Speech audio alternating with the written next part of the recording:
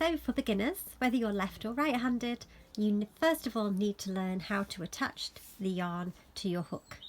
So we're going to do this with a slip knot, and I'm going to show you how to do it. So if you get the yarn come out from your ball and just make yourself a little loop like that, and then you're going to pull this part of the yarn through the loop, and you can do that with your hook, or you can simply just do that with your fingers.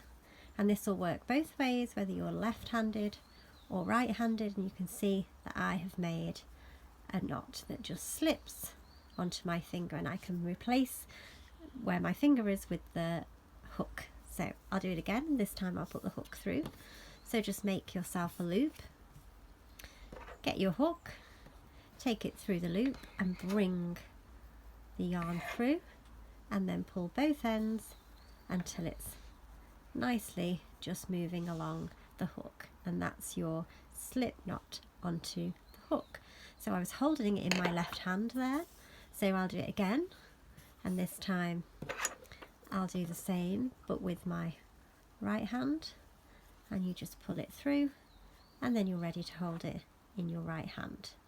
So first thing to do before we even think about how we're holding the hook is just practice adding that slip knot, and I can do it this way too, just with the tail at this end. Same thing happens through there, grab that and then pull it so that it slips onto your hook.